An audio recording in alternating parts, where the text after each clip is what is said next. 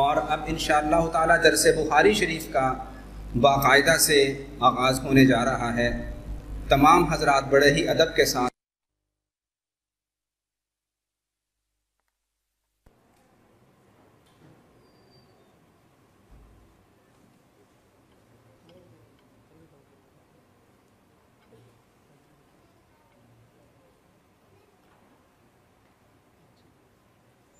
مجلس حدیث کے آداب میں سے ہے آدمی باوضو ہو، صاف ستھرے کپڑے پہنے،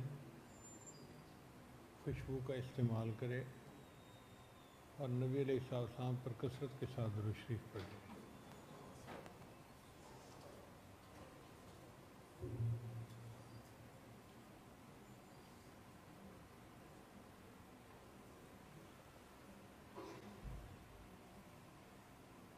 طالبات بخاری شریف کی پہلی حدیث مبارکہ کا صفحہ کھول لیں۔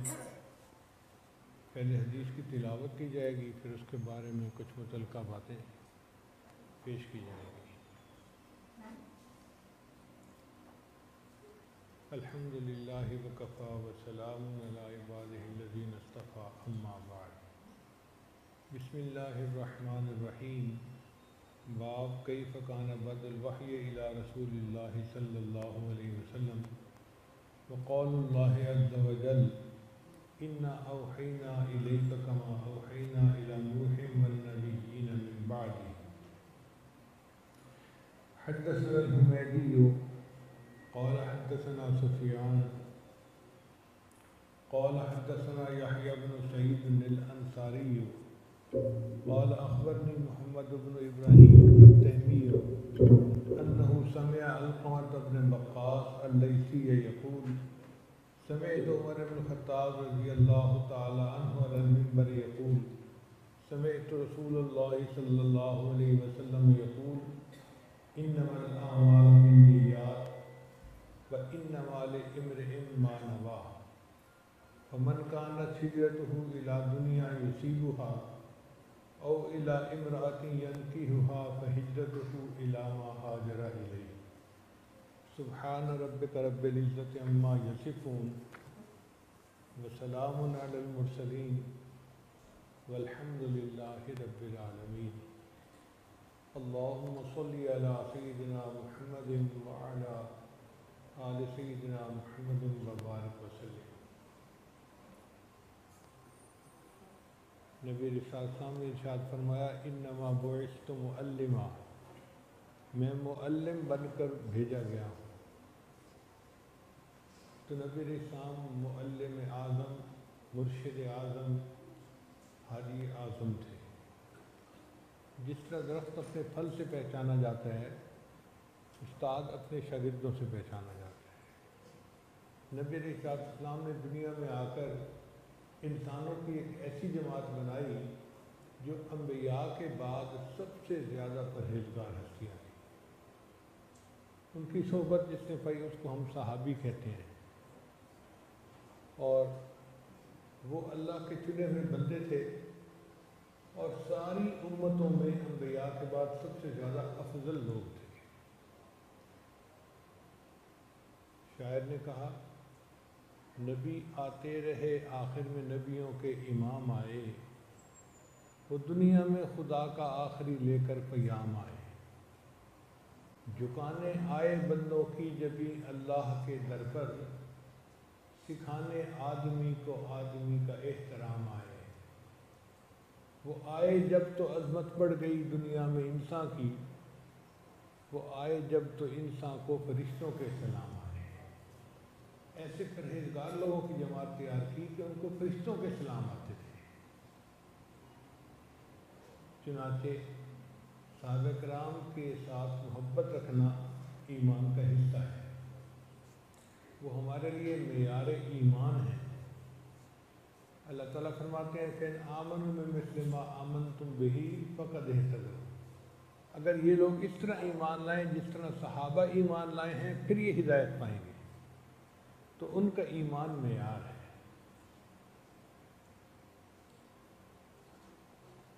یہودیوں نے ایک سازش کی کہ دین اسلام کی بنیادیں ہلانے کا آسان طریقہ یہ ہے کہ صحابہ کے بارے میں شک و شکوک و شبہات پیدا کر دو۔ ہمیں قرآن نبی علیہ السلام سے صحابہ کے ذریعے سے ملا، اور نبی علیہ السلام کا فرمان بھی صحابہ کے ذریعے سے ملا۔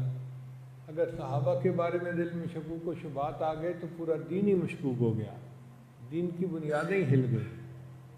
اس لیے صحابہ کرام کے ساتھ سچی محبت کا ہونا ایمان کا حصہ ہے۔ نبی علیہ السلام نے ارشاد فرمایا الصحابۃ کلہم عدول، میرے صحابہ سارے کے سارے عدل والے ہیں، اور نبی علیہ السلام نے ان کو روایت حدیث کا منصب خود عطا فرمایا۔ ارشاد فرمایا بلغوا عنی ولو آیہ، کہ میرے سے جو بات سنو تم اس کو آگے دوسروں تک پہنچاؤ۔ جب نبی علیہ السلام ان کو حدیث کی روایت کا سرٹیفکیٹ دے چکے ہوں تو کیا آج کوئی آدمی ان کی چھانٹ پٹک کر سکتا ہے؟ وہ اپنے ایمان کی خیر منائے۔ اس لیے یہ ذہن میں رکھیے کہ جرح اور تعدیل کے جتنے قوانین ہیں وہ صحابہ کے بعد اپلائی ہوتے ہیں، صحابہ ان سے اوپر ہیں۔ ان کو نبی علیہ السلام نے روایت حدیث کی سند دے دی اور وہ اس بات کے اہل تھے کہ حدیث کو بیان کرتے۔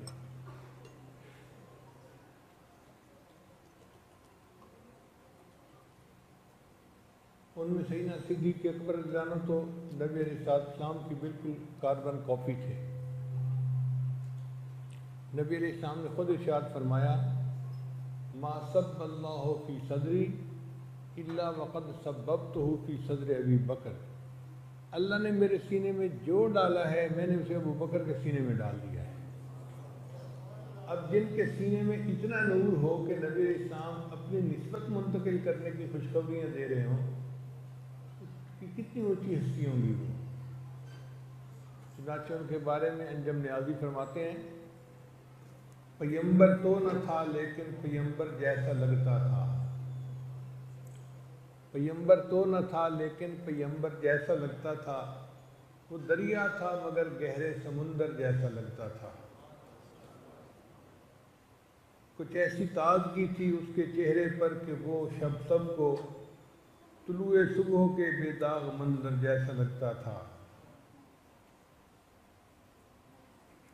زمین سمٹی چلی جاتی تھی اس کی فوج کے آگے، ہر ایک خدمت گزار اس کا سکندر جیسا لگتا تھا۔ سیدنا صدیق اکبر تو نبی علیہ السلام کی بالکل عکس تھے، ان کا فوٹو کاپی تھے۔ اس لیے جب نبی علیہ السلام ہجرت کر کے مدینہ تشریف لے گئے تو دونوں ہستیاں مدینہ جب پہنچی تو مدینہ کے استقبال کرنے والے جو لوگ تھے ان کو مغالطہ لگ گیا، ان کو سمجھ ہی نہیں لگی کہ دونوں میں سے پیغمبر کون ہے۔ یعنی آنے والے ان کی رفتار، گفتار، کردار بالکل ایک جیسا تھا، سمجھ نہیں لگتی تھی کہ دونوں میں سے کون استاد ہے کون شاگرد ہے۔ وہ تو بعد میں جب نبی علیہ السلام کے چہرے انور پر سورج کی شعائیں پڑی تو ابو بکر صدیق رضی اللہ عنہ رومال لے کر کھڑے ہو گئے سایہ کرنے کے لیے، تب لوگوں کو پتہ چلا کہ اصل کون ہے اور نقل کون ہے، آقا کون ہے اور غلام کون ہے۔ آنے والے پوچھا کرتے تھے من منکم محمدہ، آپ میں سے محمد صلی اللہ علیہ وسلم کون ہے۔ اتنی تو مشابہت کامل ہوتی تھی کہ آنے والے کو پتہ ہی نہیں چلتا تھا کہ نبی علیہ السلام کے ساتھ دوسرا بیٹھا ہوا کون ہے۔ چنانچہ نبی علیہ السلام کے یہ صحابی کائنات کے سب انسانوں میں سب سے زیادہ افضل، ان کے بارے میں جو فرماتے ہیں تجھے لا کر دکھانا تھا بشر ایسے بھی ہوتے ہیں، تجھے لا کر دکھانا تھا بشر ایسے بھی ہوتے ہیں، خدا نے یہ بتانا تھا بشر ایسے بھی ہوتے ہیں، ستاروں سے زیادہ خوبصورت نیکیاں دے کر یہی باور کرانا تھا بشر ایسے بھی ہوتے ہیں، پہاڑوں سے زیادہ سونے چاندی کو جو ٹھکرا دے دلوں میں یہ بٹھانا تھا بشر ایسے بھی ہوتے ہیں، خلیفہ ہو کے بھی فاقہ کشی کی لذتیں مانگے، خلیفہ ہو کے بھی فاقہ کشی کی لذتیں مانگے، فرشتوں کو دکھانا تھا بشر ایسے بھی ہوتے ہیں۔ تو اللہ رب العزت نے اپنے حبیب صلی اللہ علیہ وسلم کو ایسے ساتھی عطا فرمائے۔ نبی صلی اللہ علیہ وسلم نے فرمایا میرے 2 ساتھی زمین میں ہیں اور 2 ساتھی آسمانوں میں ہیں۔ جو زمین میں 2 میرے وزیر ہیں ان کا نام ہے ابو بکر اور عمر، اور جو آسمانوں میں ہیں وہ جبرائیل اور میکائیل۔ تو جن کو اللہ نے یہ مقام عطا فرمایا یہ صحابہ کرام تھے۔ اس لیے صحابہ کرام سے دلی محبت کا ہونا ایمان کی نشانی ہے۔ نبی علیہ السلام نے فرمایا اللہ اللہ فی اصحابی لا تتخذوهم من بعد غرضا فمن احبهم فبحبی احبهم۔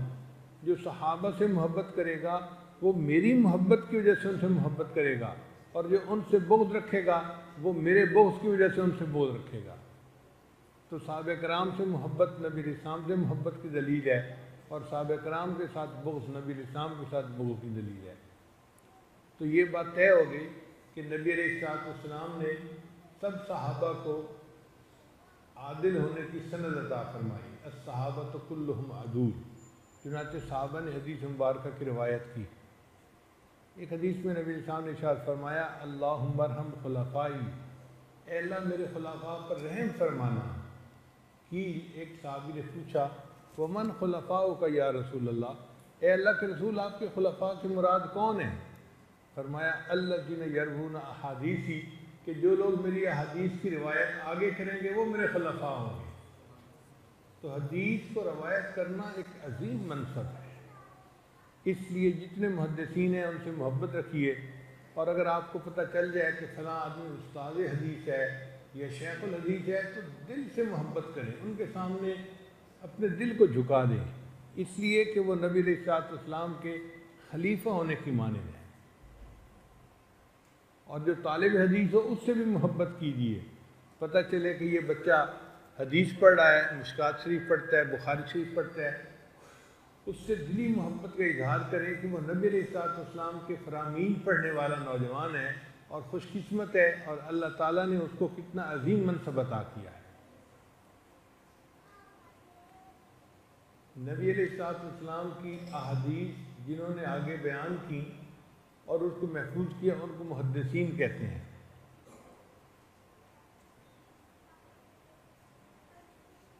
چنانچہ جو بڑے بڑے حضرات تھے ان کو رجال الحدیث کہتے ہیں۔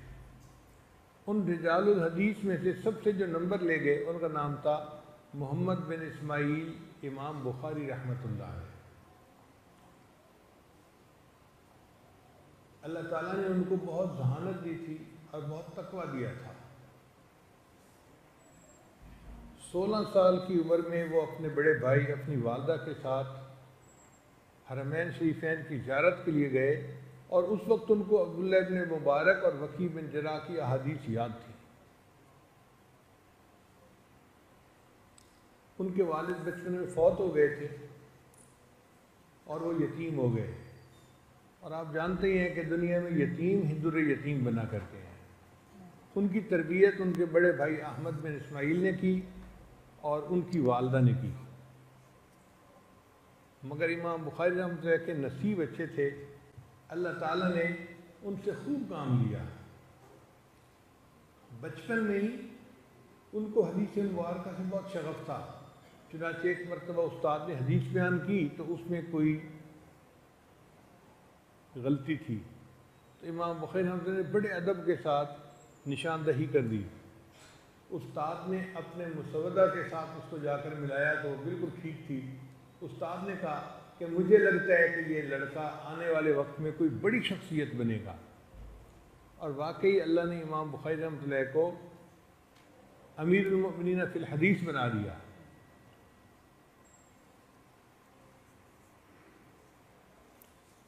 حدیث کی طلب کے لیے امام بخاری رحمۃ اللہ مصر، حجاز، شام، بغداد، کوفہ، بصرہ اور خراسان کے سفر کیے۔ 18 برس کی عمر میں مدینہ طیبہ میں چاندنی رات میں انہوں نے تاریخ کبیر لکھی۔ امام بخاری رحمۃ اللہ نے اپنی زندگی میں 1080 اساتذہ سے علم حاصل کیا۔ ہم اگر اپنے اساتذہ کو گنیں نا جس سے ہم نے پوری زندگی میں علم حاصل کیا ہے تو میرے اپنے اندازے کے مطابق 200 سے 300 لوگ ہوں گے۔ ہم نے بچپن سے لے کے یونیورسٹی تک مدرسے تک جتنے بھی استادوں سے پڑھا کل کی تعداد 200 سے 300 ہوگی، اور امام بخاری رحمۃ اللہ نے 1080 اساتذہ سے علم حاصل کیا۔ مگر خوبی کی بات یہ ہے کہ امام بخاری رحمۃ اللہ نے جو بخاری شریف کتاب تالیف کی، انہوں نے اپنی زندگی میں 90,000 طلباء کو یہ کتاب خود پڑھائی۔ آپ نے کوئی ایسا محدث دیکھا ہے کہ جو 90,000 طلباء کو حدیث پڑھائے؟ اللہ اکبر کبیرہ۔ آج کل تو بڑے سے بڑے دارالعلوم میں بھی 2,000 طلباء حدیث کے یا 3,000 طلباء ہوتے ہیں۔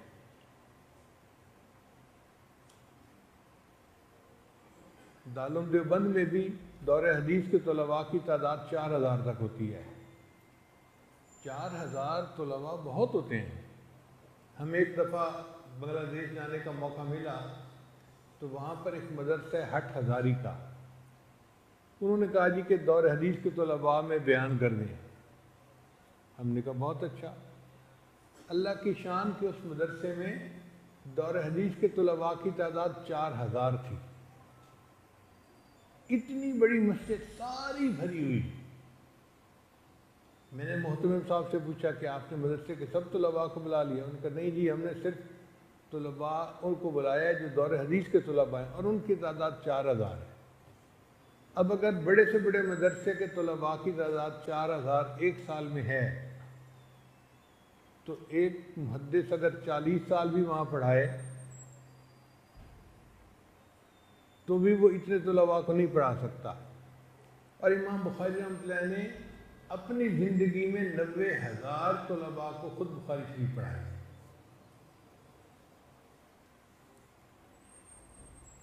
بخاری شریف لکھنے کا سبب کیا بنا کہ امام بخاری رحمۃ اللہ نے خواب دیکھا کہ نبی علیہ السلام کے جسم مبارک پر مکھیاں بیٹھنے کی کوشش کر رہی ہیں اور یہ ان کو اڑا رہے ہیں۔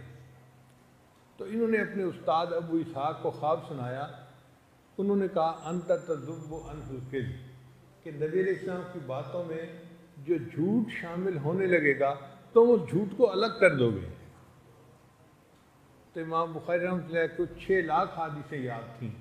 وہ خود فرماتے ہیں کہ میں نے 6 لاکھ احادیث میں سے بخاری شریف کی احادیث کو چنا، اور بخاری شریف کی کل احادیث کی تعداد 2700 کے قریب ہے۔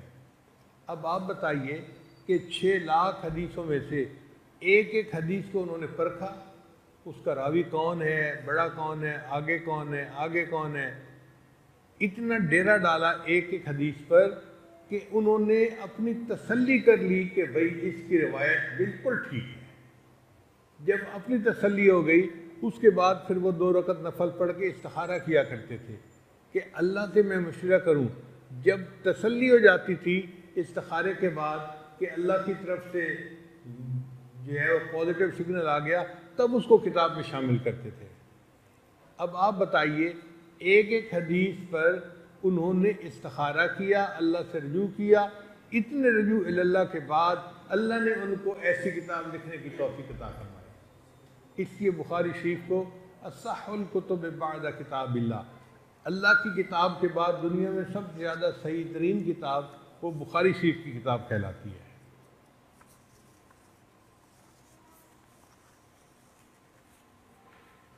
بخاری شریف کی کل احادیث 7,275 ہیں امام نووی رحمۃ اللہ علیہ کے مطابق، اور بغیر مقررات کے 4,000 ہیں، جبکہ علامہ ابن حجر رحمۃ اللہ کے نزدیک کل احادیث 7,397 ہیں اور بغیر مقررات کے 2,761 ہیں۔ مقررات سے کیا مراد کہ حدیث مبارکہ تو ایک ہے لیکن امام بخاری اس کو کئی بابوں میں لے کے آئے ہیں، جیسے یہی حدیث مبارکہ انما الاعمال بالنیات، یہ بخاری شریف میں 7 مرتبہ آئی ہے، تکرار ہوئی ہے، تو یہ مقررات میں سے ہے تو ایک ہی حدیث نا، تو بغیر مقررات کے کل احادیث 2700 ہیں، تو 6 لاکھ میں سے 2700 حدیثوں کو چن کر انہوں نے پیش کیا، اور وہ ایسی ٹھوس احادیث تھیں کہ آج پوری امت کے علماء کا اجماع ہے کہ اس سے زیادہ صحیح کتاب پوری دنیا میں کوئی بھی نہیں ہے۔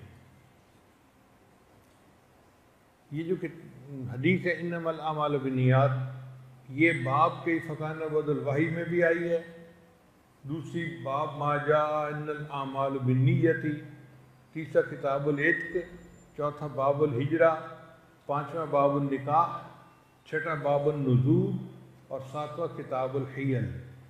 7 ابواب میں یہ حدیث مبارکہ آئی ہے۔ ہر جگہ اپنے اپنے مضمون کی وجہ سے انہوں نے اس کو نقل فرمایا۔ اس کتاب کا نام ہے امام نووی رحمۃ اللہ کے نزدیک الجامع المسند الصحیح المختصر من امور رسول اللہ و ایامہ۔ الجامع سے مراد امور ثمانیہ، اس میں سیر ہیں، آداب ہیں، تفسیر ہیں، عقائد ہیں، فتن ہیں، اشراط، احکام اور مناقب ہیں۔ الصحیح سے مراد صحت حدیث کا التزام ہے۔ المسند سند متصل کے ساتھ مرفوع۔ المختصر سے مراد چنی ہوئی احادیث، امور سے مراد حدیث، اور ایامی سے مراد غزوات، اور سنن سے مراد افعال و تقریرات ہیں۔ جبکہ علامہ ابن حجر رحمۃ اللہ کے نزدیک اس کا نام ہے الجامع الصحیح المسند من حدیث رسول اللہ و سننہ و ایامہ۔ حدیث پر تو ہزاروں کتابیں لکھی گئیں، مگر 6 کتابیں ایسی تھیں کہ جن کی صحت کے اوپر علماء امت کا اجماع ہو گیا، ان کو صحاح ستہ یا اصول ستہ بھی کہتے ہیں۔ آپ یوں سمجھیں کہ پھولوں کا ایک گلدستہ تھا، اللہ نے اپنے بندوں کے لیے تیار کروا دیا۔ جیسے گلدستہ میں مختلف رنگ کے پھول ہوتے ہیں نا تو اچھا لگتا ہے، اسی طرح یہ صحاح ستہ کی جو کتابیں ہیں یہ حدیث سے مبنی کتابیں ہیں، مگر ہر ایک کا رنگ جدا ہے، ہر ایک کا رنگ اپنا ہے۔ چنانچہ امام مسلم رحمۃ اللہ کے نزدیک حدیث کو سمجھنے کے لیے فنی طور پہ بندے کو پہچان ہونی ضروری تھی، اس لیے انہوں نے مسلم شریف کی ابتدا مقدمہ مسلم سے شروع کیا، یعنی حدیث کی تعریفیں لکھی انہوں نے۔ مجھے یاد ہے جب میں نے اپنے استاد سے پڑھنی شروع کی تو انہوں نے کہا کہ مقدمہ مسلم آپ نے مجھے زبانی سنانا ہے، تو میں نے پورا مقدمہ مسلم زبانی یاد کر کے ان کو سنایا تھا، تب انہوں نے آگے سبق شروع کروایا۔ ابو داؤد رحمۃ اللہ کے نزدیک حدیث کا مقصد تھا حدیث پر عمل کرنا، اور وہ نبی علیہ السلام کی محبت کے بغیر ممکن نہیں، اس لیے انہوں نے نبی علیہ السلام کی محبت کے باب سے اس کتاب کی اپنی کتاب کا آغاز کیا۔ امام ترمذی اور امام نسائی ان حضرات کا اصل مقصد تھا کہ حدیث پر عمل کیا جائے، چنانچہ انہوں نے کتاب الصلاۃ، کتاب الطہارہ سے اپنی کتاب کا آغاز کیا۔ امام بخاری رحمۃ اللہ کا مقصد یہ تھا کہ نبی علیہ السلام کی حدیث وحی کو واضح کرتی ہے، لِتُبَيِّنَ لِلنَّاسِ مَا نُزِّلَ إِلَيْهِمْ، لہذا انہوں نے اپنی کتاب کا آغاز باب کیف کان بدء الوحی سے شروع کیا۔ یاد رکھیے کہ علم حاصل کرنے کے 3 طریقے ہیں۔ ایک علم ہوتا ہے جو حواس خمسہ سے ملتا ہے۔ حواس خمسہ 5 حصے اللہ نے ہر بندے کو دیے ہیں، دیکھنا، سننا، سونگھنا، چکھنا اور چھونا، یہ 5 حصے ہر بندے کو ملی ہیں، اسی سے ہمیں علم حاصل ہوتا ہے۔ یہ چیز نرم ہے، یہ سخت ہے، یہ گرم ہے، یہ ٹھنڈی ہے، یہ فلاں ہے، یہ فلاں ہے، حصوں سے پتہ چلتا ہے ہمیں۔ ان حواس سے جو علم حاصل ہوتا ہے وہ پائیدار نہیں ہوتا، اس میں غلطی کا امکان ہوتا ہے۔ آپ دیکھیں ایک بندے کو بخار ہو جائے نا تو اس کو پانی بھی نمکین نظر محسوس ہوتا ہے، جی نمکین پانی میں نمک نہیں ہوتا لیکن ذائقہ بگڑ جاتا ہے۔ ایک آدمی کو نزلہ زکام ہو جائے تو اس کو تو خوشبو اور بدبو کے فرق کا پتہ ہی نہیں چلتا، تو تو حواس سے جو علم حاصل ہوتا ہے وہ کوئی اعتماد کے قابل نہیں، اس میں غلطی کا امکان ہوتا ہے۔ ایک علم عقل سے حاصل ہوتا ہے، جیسے آئنسٹائن نے تھیوری آف ریلیٹیوٹی کا نظریہ پیش کیا۔ اب تھیوری آف ریلیٹیوٹی اس نے کسی لیبارٹری میں جا کے نہیں ثابت کی، بلکہ ایک دماغی کوشش تھی اس کی کہ ایک فریم آف ریفرنس ایکس ہے اور ایک فریم آف ریفرنس وائی ہے، اور ایک کی یہ سپیڈ ایک کی یہ سپیڈ، اور کرتے کراتے اس نے ایکویشن نکال لی E=mc²۔ سائنس کی دنیا میں آئنسٹائن کی اس طرح عزت کی جاتی ہے جیسے آج دین کے میدان میں انبیاء کی عزت کی جاتی ہے۔ تو اس نے یہ جو تھیوری آف ریلیٹیوٹی کا علم تھا یہ صرف دماغ سے حاصل کیا، مگر دماغ سے جو علم ملتا ہے نا وہ بھی دھوکہ دے جاتا ہے۔ وہ کیسے؟ دنیا میں ایسے لوگ بھی گزرے کہ جنہوں نے بڑے عقل مند ہونے کے باوجود بڑے غلط فیصلے کیے۔ عقل عیار ہے، 100 بھیس بنا لیتی ہے۔ برطانیہ کی پارلیمنٹ میں تالیوں کی گونج کے ساتھ انہوں نے بل پاس کیا کہ مرد مرد کے ساتھ شادی کر سکتا ہے۔ اب کیسا غیر فطری عمل ہے، مگر ان کی عقل پہ پردے پڑ گئے کہ انہوں نے اس کو قانون بنا لیا۔ دنیا میں ایک ایسا فرقہ بھی گزرا ہے کہ جو کہتا تھا اس کا بانی کہ بھائی اپنی بہن کے ساتھ نکاح کر سکتا ہے، اور اس کی دلیل وہ یہ دیتا تھا کہ بہن جتنا اپنے بھائی کی طبیعت کو سمجھتی ہے غیر لڑکی اتنا نہیں سمجھ سکتی، اور وہ کم وقت بھول گیا کہ بہن سے زیادہ تو ماں بیٹے کو سمجھتی ہے، تو پھر آج بہن سے نکاح کی کوشش ہے تو کل کچھ اور بھی ہوگی، اور دنیا سے پھر حیا نام کی تو چیز ہی ختم ہو جائے گی، انسان کیا حیوانوں کا گھر بن جائے گا۔ تو ان لوگوں کو عقل نے دھوکے دیے جو انہوں نے ایسی باتیں کی، اس لیے عقل سے جو علم حاصل ہوتا ہے اس پہ بھی اعتماد نہیں کر سکتے۔ ایک تیسرا علم ہے جو وحی کے ذریعے سے ملتا ہے، جو نبی علیہ السلام کو حاصل ہوا۔ قرآن اللہ نے ان کے قلب کے اوپر نازل کیا، نزل علی قلبک۔ یہ وحی کا جو علم ہے یہ خطا اور نسیان سے پاک ہوتا ہے۔ تو امام بخاری رحمۃ اللہ یہ کہنا چاہتے تھے کہ ہمیں وحی کے علم کے اوپر عمل کرنا چاہیے اور اسی کے مطابق زندگی گزارنی چاہیے تاکہ ہمیں اللہ تعالیٰ کی رضا نصیب ہو جائے۔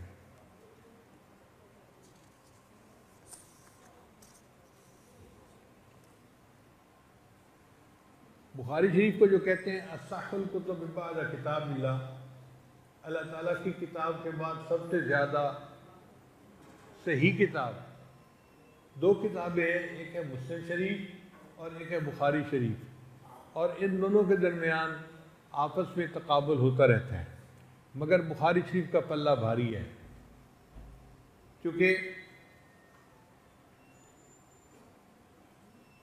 امام بخاری رحمۃ اللہ کے متکلم کی جو روایات ہیں وہ 80 ہیں، یعنی ان کے 80 راویوں پر لوگوں نے اعتراضات بھی کیے ہیں، جبکہ امام مسلم رحمۃ اللہ کے متکلم کی روایات کی تعداد 160 ہے۔ تو اس لحاظ سے دیکھیں تو بخاری شریف کا پلہ بھاری نظر آتا ہے۔ پھر ایک اور مزے کی بات ہے کہ جو متکلم کی روایات ہیں وہ امام بخاری کے اپنے استاد ہیں، تو امام بخاری یہ کہہ سکتے ہیں کہ جی لوگوں نے ان پر اعتراض کیا، میں نے تو ان سے حدیث پڑھی، ان کی زندگی کو خود جا کر دیکھا، میں ان کے تقویٰ کے اوپر جو ہے وہ گواہی دیتا ہوں، لہٰذا میں نے ان سے حدیث کی روایت کی ہے۔ لیکن امام مسلم رحمۃ اللہ کے جو متکلم فی روایات ہیں وہ متقدمین میں سے ہیں، تو اس لحاظ سے بھی بخاری شریف کا پلہ بھاری نظر آتا ہے۔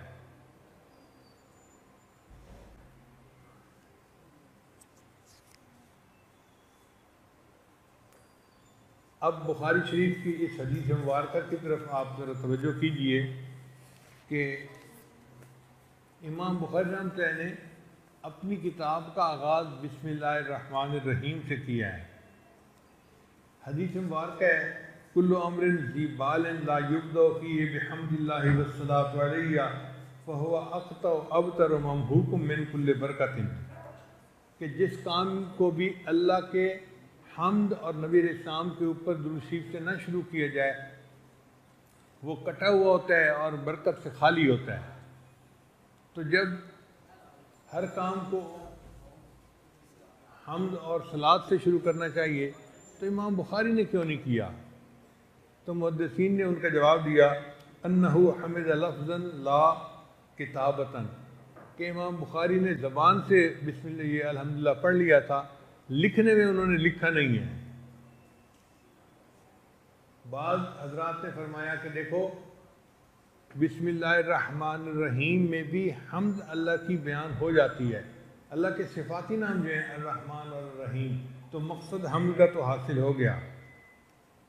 और जो बेहतरीन जवाब है वो मुहद्दिसीन ने ये दिया कि इस हदीस मुबारक का ताल्लुक़ खुतब से है, कुतुब से नहीं है। खुतब से मुराद खुतबा, खुतबा जुमा, खुतबा ईदैन, खुतबा निकाह, खुतबा जिहाद। तो खुतबा अगर देना हो तो उसको अल्हम्दुलिल्लाह व कफ़ा व सलामुन अला इबादिल्लज़ीना इस्तफ़ा इससे शुरू करना चाहिए। किताब लिखनी हो तो किताब के लिए ज़रूरी नहीं है कि उसको भी इससे शुरू करें। और इसकी दलील उन्होंने ये दी कि नबी अलैहिस्सलाम ने अपनी मुबारक ज़िंदगी में हुदैबिया का मुआहिदा लिखवाया। अब हुदैबिया का जो मुआहिदा लिखवाया तो उसको नबी अलैहिस्सलाम ने बिस्मिल्लाह से शुरू करवाया। इमाम बुखारी रहमतुल्लाह अलैह चूँकि हर काम में सुन्नत की पैरवी करते थे, उन्होंने अपनी किताब लिखने में भी नबी अलैहिस्सलाम की सुन्नत की पैरवी करते हुए बिस्मिल्लाह से अपनी किताब को शुरू कर दिया और अपने मुत्तबे सुन्नत होने का सबूत दे दिया।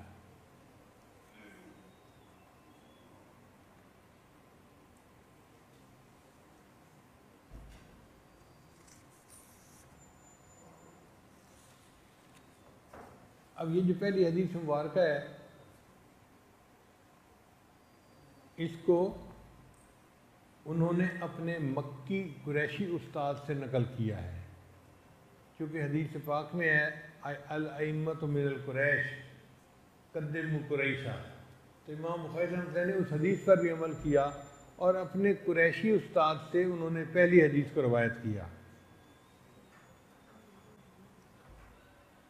हमीदी का लफ्ज़ हम्द से बना है और बुखारी शरीफ की जो आखिरी हदीस है उसके रावी अहमद इब्न इश्काब हैं, तो अहमद का लफ्ज़ भी हम्द से बना।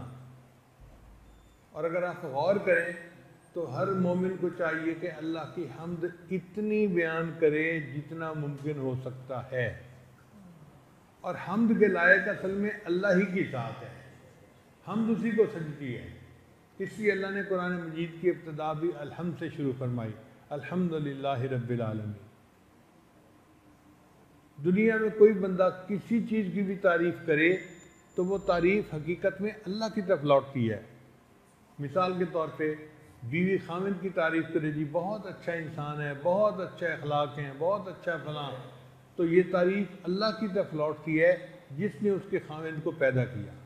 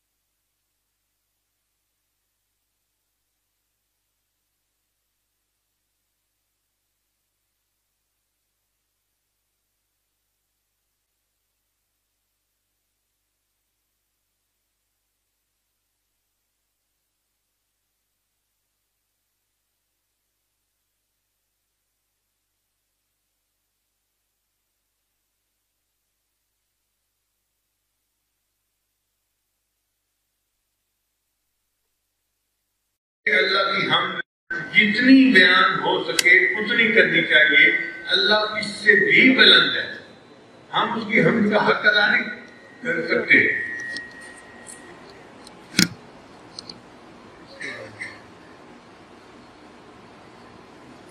एक देहाती आदमी को कहेंगे तुम सुपर कंप्यूटर की तारीफ करो तो वो क्या तारीफ करेगा? वो तो कर ही नहीं सकता, बेचारा क्या जानता है सुपर कंप्यूटर क्या होता है।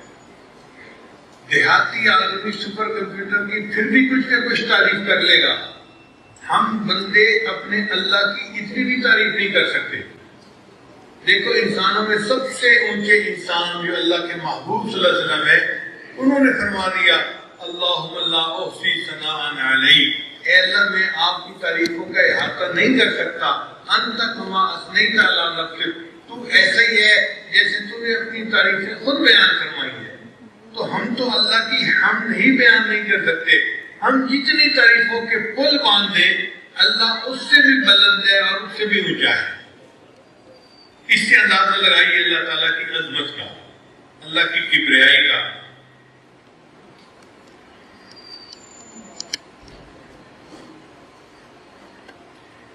اب حدیث کے مضمون کی طرف ذرا آئیے.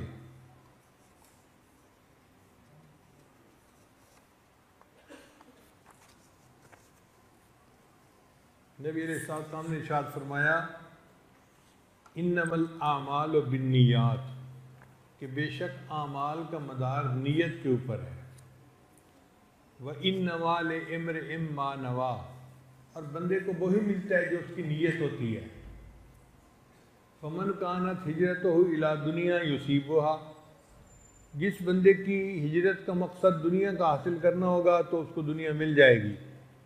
اور إِلَىٰ امْرَأَةٍ يَنْكِحُهَا، یا اگر کسی عورت کے ساتھ نکاح کے لیے ہجرت کرتا ہے فَهِجْرَتُهُ إِلَىٰ مَا هَاجَرَ إِلَيْهِ. اب اس کا شان بروز سن لیجئے کہ مدینہ طیبہ میں ایک عورت تھی، اس کا نام تھا قیس. مکہ مکرمہ کے ایک نوجوان نے اسے پسند کیا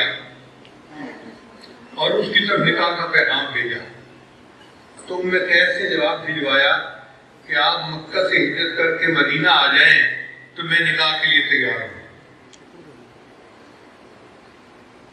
چنانچہ وہ صحابی ہجرت کر کے مدینہ آ گئے اور ان کا نکاح ہو گیا. اب نکاح کے بعد ایک مسئلہ کھڑا ہو گیا کہ صحابہ کرام نے یہ سوچنا شروع کر دیا کہ کیا اس مہاجر قیس کو وہی ثواب ملا جو لوگوں نے اللہ اور اس کے رسول کے لیے ہجرت کی تھی، ان کو جو ثواب ملا. تو نبی علیہ السلام نے بات کو واضح فرما دیا کہ انما الاعمال بالنیات، اعمال کا مدار نیت پر ہے. جن لوگوں نے اللہ اور اس کے رسول کے لیے ہجرت کی ان کا درجہ تو بہت بلند ہے. جس نے دنیا کے لیے کی یا عورت سے نکاح کے لیے کی تو اس کو تو مقصد حاصل ہو گیا، اس کو وہ رتبہ تو حاصل نہیں ہو سکتا جو پہلوں کو ملا تھا. تو بات کلیئر ہو گئی. چنانچہ ایک قانون بن گیا پوری دنیا میں کہ اعمال کا مدار نیت پر ہے. جس بندے کی نیت جتنی ٹھیک ہوگی اس کو عمل کا ثواب اتنا زیادہ ملے گا، اور اگر نیت کے اندر کوئی خلل آ گیا تو عمل کا ثواب ختم ہو جائے گا. اللہ تعالیٰ ایسے عمل قبول نہیں فرمائے. قیامت کے دن وہ بڑے بڑے عمل جو دیکھنے میں بڑے بڑے نظر آئیں گے مگر نیت کے ٹھیک نہ ہونے کی وجہ سے بے وزن ہو جائیں گے، اور وہ عمل جو بہت چھوٹے ہوں گے مگر نیت کے ٹھیک ہونے کی وجہ سے وہ بندے کے لیے بخشش کا سبب بن جائیں گے. امام ربانی مجدد ثانی رحمۃ اللہ نے لکھا ہے اپنے مکتوبات میں کہ میں ایک مرتبہ مکتوبات لکھ رہا تھا تو سیاہی میری انگلی پر لگ گئی. تھوڑی دیر بعد مجھے وضو بنانے کی ضرورت پیش آئی تو جب بیت الخلاء میں جا کر میں بیٹھنے لگا تو میری نظر انگلی پر پڑی تو میں نے محسوس کیا کہ اگر میں یہاں پانی استعمال کروں گا تو یہ سیاہی جو میں قرآن و حدیث لکھنے میں استعمال کرتا ہوں یہ نجاست کے ساتھ مل جائے گی اور یہ اس کے ادب کے خلاف ہے. میں نے اپنے تقاضے کو دبایا اور میں بیت الخلاء سے باہر نکلا اور وہ جو سیاہی تھی اس کو پاک جگہ کے اوپر دھویا اور پھر آ کر فارغ ہوا. وہ کہتے ہیں جب میں فارغ ہوا اللہ نے اعلان فرمایا احمد سرہندی تیرے اس عمل کی وجہ سے ہم نے تیرے سب گناہوں کو معاف کر دیا. اب کتنا چھوٹا سا عمل ہے مگر چونکہ ادب تھا اور اللہ کی رضا کی نیت تھی تو اتنے بڑے بزرگ کو اس عمل پر اللہ تعالیٰ بخشش کی خوشخبری سنا رہے ہیں. ہماری زندگی کے وہ چھوٹے چھوٹے عمل جو ہم نے اللہ کے لیے کیے ہوں گے وہ بخشش کا سبب بن جائیں گے. حضرت تھانوی رحمۃ اللہ نے واقعہ لکھا ہے کہ ایک آدمی کی بیوی سے کوئی غلطی ہو گئی، غلطی بڑی تھی، اگر وہ چاہتا تو طلاق دے دیتا یا اسے گھر بھیج دیتا یا کوئی سزا دے دیتا. جو کرتا ٹھیک تھا، لیکن اس نے دیکھا کہ غلطی تو کر بیٹھی ہے مگر اس وقت ریپینٹ بھی کر رہی ہے، نادم بھی ہو رہی ہے، شرمندہ بھی ہو رہی ہے، تو انسان ہے، ہو جاتی ہے غلطی۔ اس نے کہا چلو اللہ کی بندی غلطی کر گئی، میں اس کو معاف کر دیتا ہوں۔ کہتے ہیں وہ بندہ فوت ہوا تو کسی نے اس سے پوچھا سناؤ بھائی تمہاری آگے کیا بنی؟ کہنے لگے اللہ کے حضور پیشی ہوئی، اللہ نے فرمایا فلاں موقع پہ تو نے اپنی بیوی کو میری بندی سمجھ کے معاف کیا تھا، آج تجھے میں اپنا بندہ سمجھ کے معاف کرتا ہوں۔ تو جو کام ہم نے اللہ کے لیے کیے ہوں گے وہ دیکھنے میں چھوٹے ہوں گے مگر بخشش کا سبب بن جائیں گے، اور جو بڑے بڑے ہمارے کام ہیں نا، اور یہ تو شیخ المشائخ ہیں، ان کے تو 200 خلفاء ہیں، اور انہوں نے تو دنیا کے 50 ملکوں میں کام کیا ہے اور لاکھوں مریدین ہیں، یہ سارے عمل دھرے کے دھرے رہ جائیں گے۔ فلاں آدمی تو بڑے استاد ہیں اور بڑا دارالعلوم ہے، اور دارالعلوم کی تو اتنی شاخیں ہیں، اور یہ تو اتنے بڑے مفتی ہیں اور اتنے بڑے شیخ الاسلام ہیں، یہ سب باتیں اپنی جگہ ٹھیک ہیں، لیکن بخشش جس عمل پر ہوگی یہ وہ ہوگا جو چھوٹا ہوگا اور ہم نے اللہ کی رضا کے لیے کیا ہوگا۔ اس لیے اپنے عملوں میں نیت کو ہر وقت چیک کرتے رہا کریں، اگر نیت ٹھیک ہوگی تو عمل قبول ہوگا، اگر نیت ٹھیک نہیں ہوگی تو عمل قبول نہیں ہوگا۔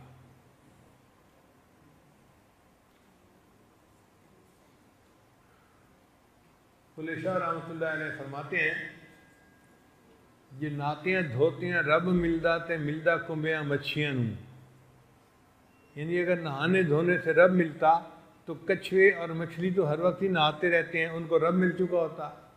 یہ ناتیاں دھوتیاں رب ملدا تے ملدا کنبیاں مچھیاں نوں، یہ سر منایا رب ملدا تے ملدا بھیڑاں سسیاں نوں۔ ایک بھیڑ ہوتی ہے، سسی کی بھیڑ اس کو کہتے ہیں، اس کے سر پہ بال چھوٹے ہوتے ہیں، باقی جسم پہ لمبے لمبے بال ہوتے ہیں، تو وہ کہتے ہیں کہ اگر سر منانے سے رب ملتا تو اس بھیڑ کو رب مل جاتا۔ یہ ذکر کیتے ہیں رب ملدا تے ملدا کال کڑیچیاں نوں۔ ایک پرندہ ہوتا ہے دیہاتوں میں، وہ دیوار پہ آ کے چپک جاتا ہے اور ساری رات آواز نکالتا رہتا ہے، اس کو کال کڑیچی کہتے ہیں۔ وہ کہتے ہیں کہ اگر ذکر کرنے سے رب ملتا تو کال کڑیچی تو ساری رات اللہ کا ذکر کرتی ہے، اس کو رب مل چکا ہوتا۔ یہ جتیاں ستیاں رب ملدا تے ملدا داندا کھسیاں نوں۔ اگر پاک دامنی کی زندگی گزارنے سے رب ملتا تو جو بول امپورٹنٹ ہوتے ہیں ان کو رب مل جاتا، وہ تو اپنی فیمیل کے قریب بھی نہیں جا سکتے۔ یہ ناتیاں دھوتیاں رب ملدا تے ملدا کنبیاں مچھیاں نوں، یہ ذکر کیتے ہیں رب ملدا تے ملدا کال کڑیچیاں نوں،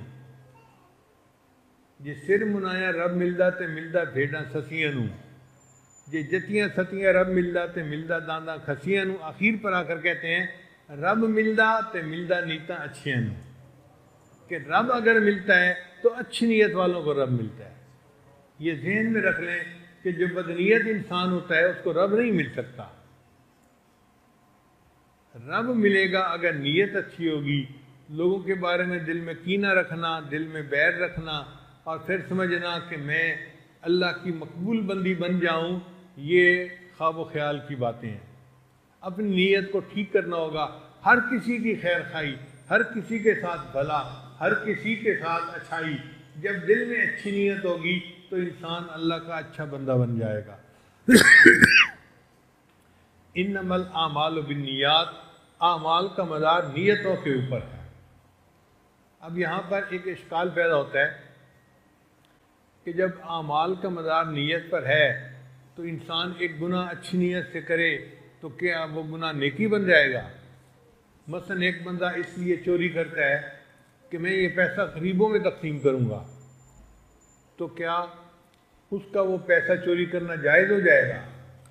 تو علماء نے اس کا جواب دیا ہے کہ گناہ کا کام تو اللہ کو ناپسندیدہ ہے، اس کو نیکی سمجھ کے کرنا تو دین کو کھیل بنانے والی بات ہو گئی اور زیادہ نفرت والی بات ہو گئی۔ اصل مقصد یہ ہے کہ جو نیک اعمال ہیں ان کی بھی قبولیت کے لیے نیت کا ٹھیک ہونا ضروری ہے۔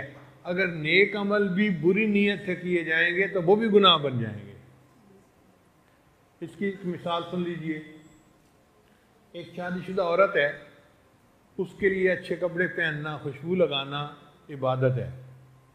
وہ اپنے خاوند کی نیت سے اچھی خوشبو لگائے، اس کو اللہ کی طرف سے ثواب ملے گا، نیک عمل ہے. لیکن اگر وہی عورت شادی پہ جانے کی تیاری کر رہی ہے اور خوشبو لگانا چاہتی ہے، اور خوشبو لگاتے ہوئے اس کے ذہن میں یہ بات آ جاتی ہے کہ آج مجلس میں فلاں کزن بھی آیا ہوگا اور میرے اس کزن کو یہ خوشبو زیادہ پسند ہے، لہٰذا میں یہ خوشبو لگا لیتی ہوں. اب اس خوشبو کا لگانا اس کے لیے گناہ بن جائے گا. نیک کام تھا مگر نیت کے بد ہونے کی وجہ سے وہ نیک کام بھی برا بن گیا. تو اصل مقصد یہ ہے کہ نیک کام تو تب نیک بنے گا جب اس کی نیت بھی ٹھیک ہوگی. اگر نیت میں کمی ہو گئی تو نیکی بھی خراب ہو جائے گی. تو ہم اپنے ہر کام میں اپنی نیت کو واچ کرتے رہا کریں، پرکھتے رہا کریں کہ ہم کس لیے کر رہے ہیں. پہلے وقتوں میں اپنے مشائخ کے پاس رہ کر لوگ 10 سال تک نیت کرنا سیکھا کرتے تھے. حضرت شیخ حدیث محمد زکریا رحمۃ اللہ نے اپنی کتاب میں لکھا ہے کہ ایک آدمی اپنے شیخ کے پاس 8 سال رہا اور وہ کہتے ہیں کہ میں نے 8 سال میں اپنی نیت کو ٹھیک کرنا سیکھا. ہم لوگ تو سمجھتے ہیں کہ ہماری نیتیں ٹھیک ہیں، کبھی اس پر محنت ہی نہیں کی. ہمیں تو اس پر محنت کرنے کی ضرورت ہے.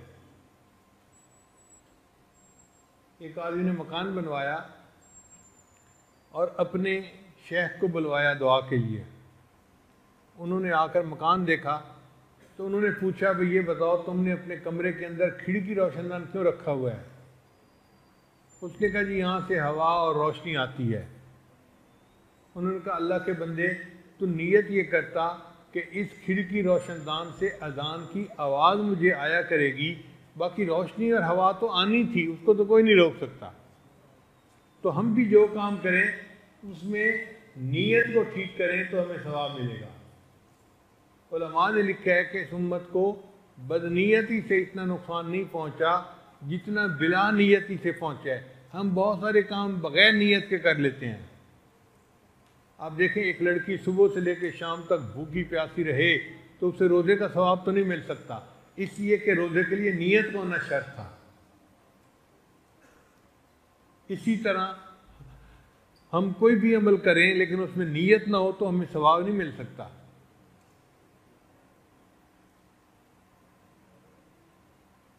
ہم کئی کام کرتے ہیں لیکن ہمیں نیت کرنی نہیں آتی. مثال کے طور پہ بہت سارے لوگ رات کو سوتے ہوئے اپنے کپڑے بدل کے سوتے ہیں، نائٹ سوٹ پہن لیتے ہیں، مگر وہ نائٹ سوٹ پہننے میں ان کی نیت کوئی نہیں ہوتی، بلکہ نائٹ سوٹ پہن لیا کہ سونا ہے. حدیث مبارکہ میں آتا ہے کہ نبی علیہ السلام رات کو سونے لگتے تھے تو تہبند تبدیل فرما لیا کرتے تھے. اگر ہم سنت کی نیت سے اپنے کپڑے بدلیں، یہ نائٹ سوٹ پہنے کہ نبی علیہ السلام کپڑے بدل لیتے تھے، میں سنت کی اتباع میں کپڑے بدل رہا ہوں، اب ہمیں اس پر ثواب ملے گا، ورنہ ثواب نہیں ملے گا. ہر ماں اپنے بچے کو پیار کرتی ہے لیکن بچے کو پیار کرتے ہوئے کوئی نیت نہیں کرتی، بس چونکہ ماں ہے بچے کو پیار کر رہی ہے، اس پہ ثواب نہیں ملتا. حدیث مبارکہ میں آتا ہے ریح الولد میں ریح الجنہ، کہ بچے کی جو مہک ہوتی ہے وہ تو جنت کی خوشبو ہوتی ہے. تو ماں نیت یہ کرے کہ میں جو اپنے بچے کو پیار کر رہی ہوں اور مجھے بچے کے جسم کی مہک محسوس ہو رہی ہے، یہ میرے لیے جنت کی خوشبو ہے، میرے آقا نے فرمایا. اب اس نیت سے بچے کو بوسہ لینا، پیار کرنا، سونگنا، یہ عبادت بن جائے گا. تو ہر عمل میں ہمیں نیت کرنی پڑے گی، تب وہ عمل عبادت بنے گا. اب یہاں سے ایک مسئلہ اور بھی آ گیا کہ اگر ایک عمل میں ایک نیت ہوگی تو ثواب تھوڑا، اور اگر زیادہ نیتیں ہوں گی تو ثواب زیادہ ہو جائے گا. مثال کے طور پر ایک بندہ مسجد میں نماز پڑھنے جاتا ہے اور نیت کرتا ہوں میں جا رہا ہوں جی نماز پڑھ کے آتا ہوں، تو اس کو ثواب تھوڑا ملے گا. ایک بندہ نیت کرتا ہے میں مسجد میں جا رہا ہوں جی، میں وہاں جتنا وقت گزاروں گا اعتکاف کی نیت سے گزاروں گا، میں وہاں پر قرآن پاک کی تلاوت کروں گا، اگر درس حدیث درس قرآن ہو رہا ہوگا تو میں درس بھی سنوں گا، اگر محلے والوں سے ملاقات ہوئی میری تو میں ان کی خیریت بھی دریافت کروں گا، اور میں نماز کے وقت میں نماز بھی پڑھوں گا. اب اس بندے نے چونکہ زیادہ نیتیں اکٹھی کر لی تو اس کو ثواب زیادہ ملے گا. حضرت مولانا عبدالحق رحمۃ اللہ علیہ دارالعلوم دیوبند کے ایک شیخ الحدیث گزرے ہیں. انہوں نے مجھے یو کے میں ایک جگہ بتایا، فرمانے لگے کہ میں نے فلاں کتاب میں پڑھا، ایک محدث فرماتے تھے میں کپڑوں کو بدلتے ہوئے 40 نیتوں کو اکٹھا کرتا ہوں. اب ہمیں تو چند نیتیں بھی نہیں آتی، 40 نیتیں تو بڑی دور کی بات ہے. ہم تو زیادہ سے زیادہ یہ نیت کر لیتے ہیں کہ جی میلے کپڑے ہیں، چلو صاف کپڑے پہن لیں. اور وہ نیت کرتے تھے میں کپڑے پہن رہا ہوں، میں اپنے ستر کو چھپانا چاہتا ہوں، میرے اللہ کا حکم ہے. ایک نیت. دوسری نیت کہ صاف کپڑے اللہ کا ذکر کرتے ہیں اور میلے کپڑے ذکر نہیں کرتے، تو میں صاف کپڑے پہنتا ہوں تاکہ میرے کپڑے میرے بدن پر اللہ کا ذکر بھی کریں. دوسری نیت. پھر تیسری نیت کہ اللہ کا حکم ہے خذوا زینتکم عند کل مسجد، مسجد میں جاتے ہوئے زینت اختیار کرو، لہذا میں صاف کپڑے پہن رہا ہوں کہ میں اللہ کے فرمان پر عمل کر کے زینت اختیار کر رہا ہوں. اب یہ تیسری نیت بھی ہوگی. تو اس طرح نیتیں بدلتے یعنی جمع کرتے 40 نیتیں وہ اکٹھی کر لیا کرتے تھے. میں اس لیے صاف کپڑے پہن رہا ہوں، میں مسجد میں جاؤں گا تو کسی کو میرے کپڑوں کی بدبو نہ محسوس ہو، بلکہ میرے کپڑوں کے صاف اور خوشبودار ہونے کی وجہ سے میرے مسلمان بھائیوں کو راحت ملے. یہ بھی نیت کر لی. اب دیکھیں جس نے جتنی نیتوں کو اکٹھا کر لیا اس کو اتنا ثواب زیادہ مل گیا. اس سے پتہ چلتا ہے کہ عام آدمی کو وہ ثواب نہیں مل سکتا جو ایک عالم کو ثواب ملتا ہے، کیونکہ عالم اپنے عمل میں نیتوں کو اکٹھا کر لیا کرتا ہے.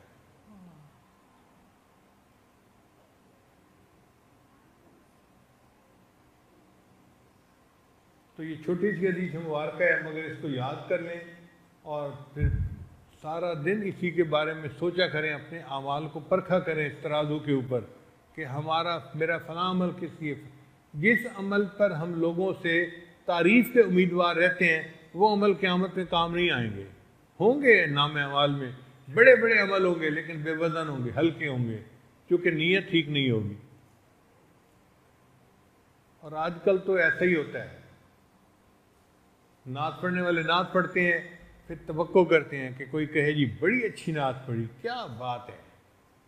بیان کرنے والے بیان کرتے ہیں اور پھر لوگوں سے توقع رہتی ہے کہ جی کوئی تو کہے باجی جان آج تو آپ نے سماں باندھ دیا، آج تو آپ نے کمال مضمون بیان کیا، آج تو مزہ آ گیا.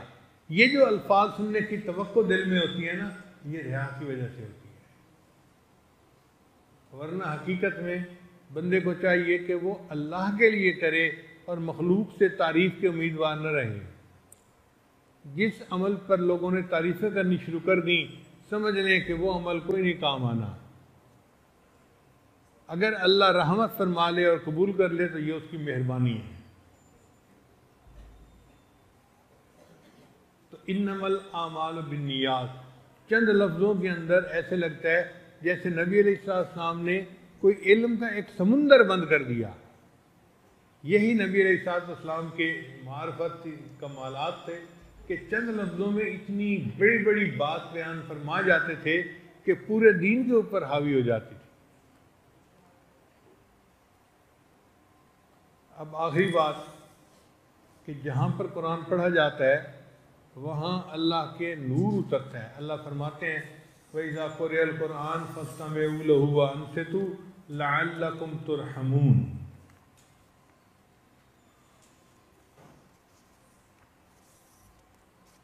تو جہاں قرآن پڑھا جاتا ہے وہاں پر نور اترتا ہے، رحمت اترتی ہے، قرآن پاک سے ثابت ہے. اسی طرح جہاں حدیث مبارکہ پڑھی جاتی ہے وہاں پر بھی نور اترتا ہے.